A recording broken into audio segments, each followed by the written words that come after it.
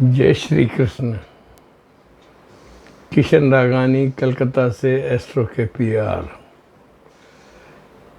आज मैं आपको एक ऐसे विषय पे बात कर रहा हूँ जो कि आपको सुनाई देता है बार बार।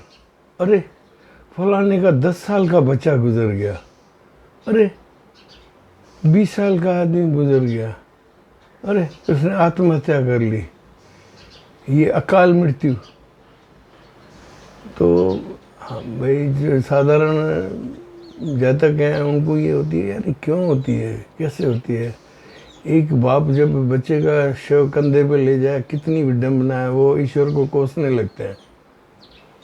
मैंने ये जो एपिसोड है इसलिए डाला है कि मैं आपको ये चीज़ समझा सकूं, जो कि मैंने अपने पूर्वज जो भी ज्योतिष है गण हैं, हमारे सीनियर्स, उनके तजुर्बे और उनकी बातों से मैंने जो अपने येलो बुक ऑफ एस्ट्रोलॉजी में 460 पेज पर ये लिखा है, वो आप आराम से सुनो कि भाई ईश्वर जो भी करता है ना, भाई मृत्यु किसी की 100 साल की है, बच्चे नहीं संभाल रहे, पड़ा है, और कोई तो 40 साल में आत्महत्या कर लेता है। भाई ये आखिर क्यों होती हैं चीज़ें, अकाल मृत्यु, और ईश्वर ने क्या विधान बनाया है।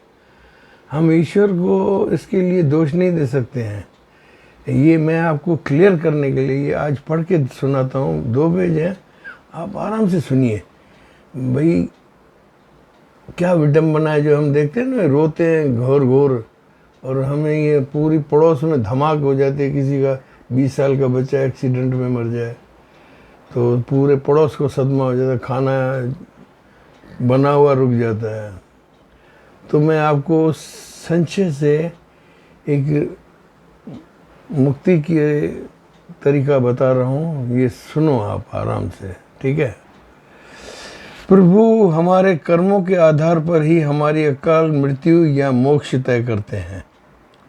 मान लो एक घड़ा है, उसमें पाप भरता ही जाएगा तो वो एक दिन फूटेगा ही। जो लोग जल्दी जल्दी बिना रुके पाप पर पाप करते हैं तो ईश्वर भी उनसे परेशान हो जाता है। इंसान जो विवेक, धैर्य और धर्म पर चलता हुआ लंबी उम्र जीता है तो उससे ईश्वर खुश होता है। विवेक धैर्य से अगर आप अपना जीवन चला रहे हैं तो ईश्वर उनको दीर्घायु देते हैं। अब आप अपनी जीवन से एक्सपेरिमेंट्स करोगे तो नुकसान होगा ना। ईश्वर ने ज्योतिष शास्त्रों में एक हवाला दिया है कि प्रभु मैं 120 साल की सांसें दी है प्रभु ने हमें इस जीवन में। अगर आप धीरे धीरे सांसें लें, पुण्य प्रताप से चलेंगे तो निश्चित आपकी उम्र लंबी होगी। सांसें धीरे धीरे लंबा समय जी लेंगी, है ना। हमें विश्वंतरी भी यही लिखी हुई है, 120 साल। अब ये आपके कर्मों में, आपकी जो विधाओं में पूर्व जन्म की कई चीज़ें आ जाती हैं। इसमें कारण मैं बताता हूँ, देखो आप। पर अगर आप 120 साल की सांसें दी है, उम्र लंबी होगी, सांसें धीरे धीरे आराम से ले। पर अगर आप साइकिल के टायर में कार जितनी हवा भर दो, भाई जो ईश्वर ने हमें दी है आराम से जीने के लिए, अब साइकिल के पाइप में आप कार जितनी हवा भर दोगे वो तो बर्स्ट होगा, फूटना निश्चित है। तो यही अकाल मृत्यु का कारण है। इंसान की आत्मा बहुत सूक्ष्म होती है, पर अगर आप धनाधन, पाप, कत्ल, अधर्म आचरण में सांसें जाया करते हुए शरीर रूपी घड़े को विस्फोटक बना लो तो ईश्वर उसके पाप का घड़ा बढ़ते ही अकाल मृत्यु से बुला लेते हैं। फूटे घड़े को फिर दूसरा जन्म जो गुजारना होगा, क्योंकि उसकी सांसें तो 120 साल थी, लेकिन ईश्वर ने उसको आधे में ही बुला लिया, बहुत कर लिया, आजा। दुर्घटना, हत्या, कत्ल से 40 साल में ही जीवन खत्म, 50 साल में दूसरे पुनर्जन्म को भी बर्बाद कर दिया। अब तीसरा जन्म, पहला जन्म 30 में, फिर 50, 80 हो गए। अब बाकी जो हैं वो इनको ऐसे ही लेने पड़ेंगे, बार बार जन्म लेना पड़ेगा। 120 साल पूरे करने हैं मानव योनि के। पाप के 3 पुनर्जन्म, पुण्य का एक लंबा समय। आप मान लो कैसे जीवन बिताना है, अपने जीवन को ऐसे रखो, पुण्य से चलोगे तो। माना जितना सीनियर होगा ना आदमी, वो पुण्य प्रतापी होता है।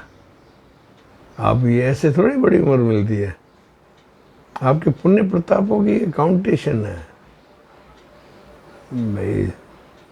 60 के ऊपर है अच्छे आदमी, 75 के ऊपर है तो बहुत अच्छे आदमी, और 90 से क्रॉस किए तो आप ईश्वर तुल्य है।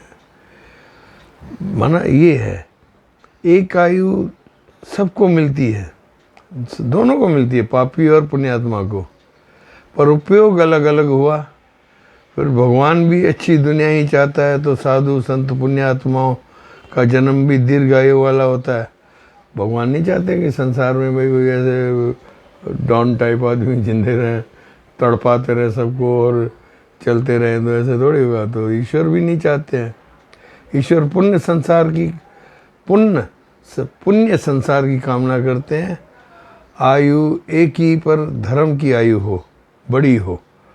पापी की आयु कम कर, बार बार उसको पीड़ा से मृत्यु देकर, रोग, कत्ल, आग, पिस्तौल, ऊंचाई से गिरना, आत्महत्या, ये सब करवा के उनको बार बार पीड़ा देते हैं।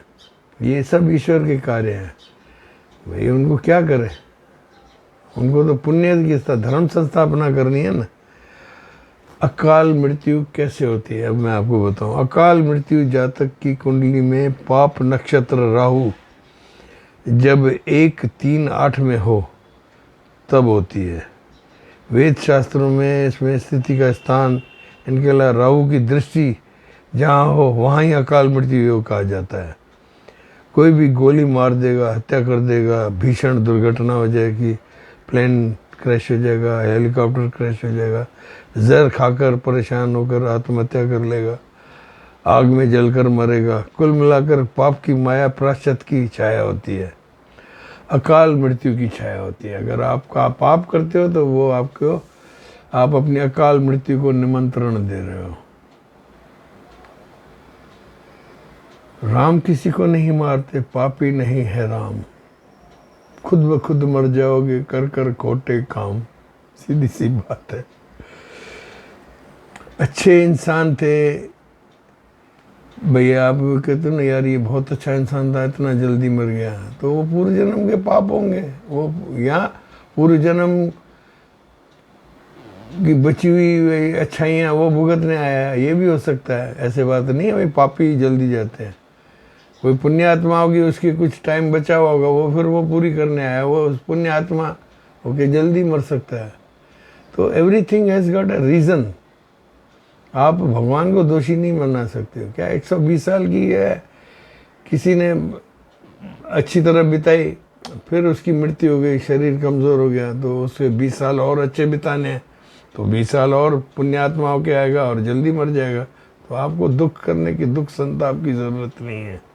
सब अपनी करनी से मरते हैं, करनी से उठते हैं, मेरा मतलब ये है। अब अगर पुण्य आत्मा है, 105 साल की जी गया, एक जन्म में फिर 15 साल तो बचे ना, वो 15 साल का बच्चा होके मरेगा। तो आप दुख ना करो भाई बच्चा मरा है तो। क्या इस आदमी ने 105 साल अपने पूर्व जन्मों में बिता लिए, 20 इसको पूरे करने हैं, तो 15 और अच्छी तरह बच्चा होके खेल कूद के निकल जाएगा। लेकिन क्या हम संसारिक आदमियों को लगता है ये भगवान ये क्या हो गया, वो तो अपनी पूरी यात्रा करके निकल गया पुण्य आत्मा। 15 साल बचे थे, वो भी पुण्य में ले गया, ठीक है। और ऐसे आदमी मोक्ष के हकदार होते हैं। आप सफ़र कम कर रहे हो तो अपना पुण्य में जा रहे हो तो मोक्ष भी होगी। महाभारत का एक प्रसंग मैं बताना चाहता हूँ। इस मामले में तो आपको सब बातें क्लियर हो जाएगी कि भगवान कोई गलती नहीं करते। महाभारत के प्रसंग में आता है कि अभिमन्यु 18 वर्ष का पुत्र अर्जुन का, उसको चक्रव्यूह में डाल के मारा गया था, याद है। अर्जुन घोर संताप विलाप करने लगे, रोते चिल्लाने लगे। कृष्ण ने लाख समझाया, फिर भी अर्जुन ने कहा कि मेरा पुत्र का वध हो गया, अब मैं युद्ध समाप्त करने की घोषणा करता हूँ। कल संध्या तक जयद्रथ का वध युद्ध करके युद्ध समाप्त करेगा। और वही किया अर्जुन ने भी। माना पुत्र का वियोग वो नहीं संभाल सका, उसने कहा जयद्रथ को तो मारूंगा, फिर कल तक मैं कर दूंगा। लेकिन वह पिता था भाई, उसने युद्ध समाप्त भी किया, लेकिन वो बार बार रो रहा था। तब श्री कृष्ण भगवान ने उसको मुस्कुराते हुए कहा, कौरवों ने अभिमन्यु को मारा, 18 साल के बालक का वध किया। अश्वत्थामा ने हमारे छोटे छोटे बच्चों का वध किया।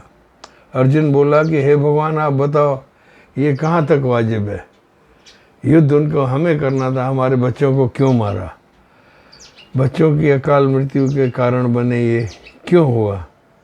तब श्री भगवान हरि कृष्ण ने मुस्कुराते हुए अर्जुन को, अब क्या है, वो उतना संताप में आ गया तो कृष्ण भगवान मुस्कुराने लगे। तो उसने मुस्कुराते हुए कहा अर्जुन को, पिछले जन्म में तुम्हारे अभिमन्यु ने, जिन्होंने भी इन्होंने सातों ने इसको घेर के मारा है, उनका वध किया हुआ है।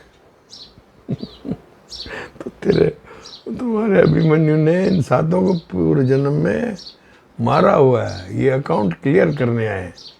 तो आप दुख मत करो। माना अर्जुन को कृष्ण भगवान ने समझाया कि भाई ये अकाल मृत्यु नहीं है, ये तुम्हारे अभिमन्यु ने सातों को अकाल मृत्यु दी थी, कर्म फल था, अब बराबर है, महाभारत में आके पूरा हुआ है।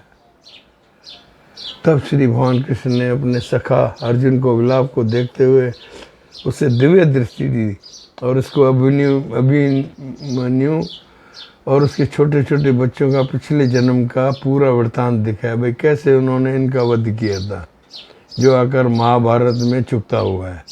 और अर्जुन क्यों व्यर्थ विलाप कर रहा है उसको समझाने की कोशिश की।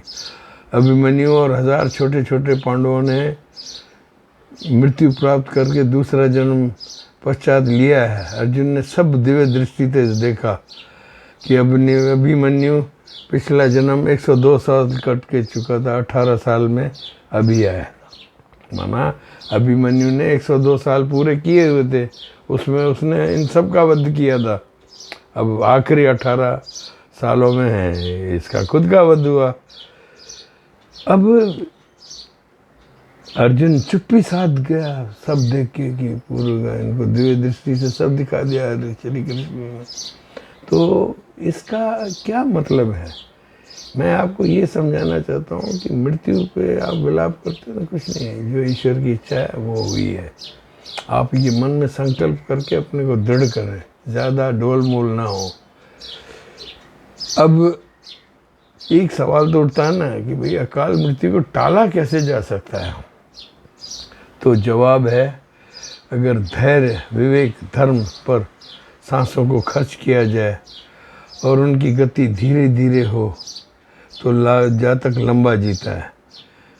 ज्योतिष अभिमन्यु की तत्परता को नहीं रोक पाई, ज्योतिष ने न रोका था। महर्षि पराशर और वेद व्यास को टाल दिया गया था। अकाल मृत्यु को टालने का एक प्रसंग सती सावित्री का भी है। ये अगर ज्योतिषियों ने सावधान किया होता तो 52 वर्ष की मृत्यु में इनकी मृत्यु रुक सकती थी।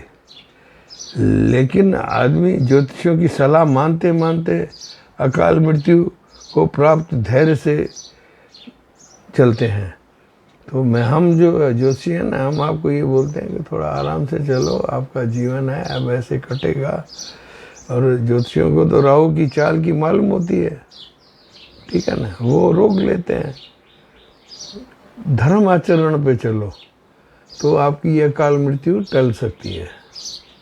यही है, राहु तो अपना काम पूरा करने आया, लेकिन आप अगर चाहो भाई मेरी अकाल मृत्यु ना हो, मैं हूँ, तो धर्म कर्म पे चलो, आराम से अपना जीवन बिताओ, पुण्य कर्म करते जाओ, आराम से मृत्यु प्राप्त हो। यही है जीवन का धर्म मर्म, यही है।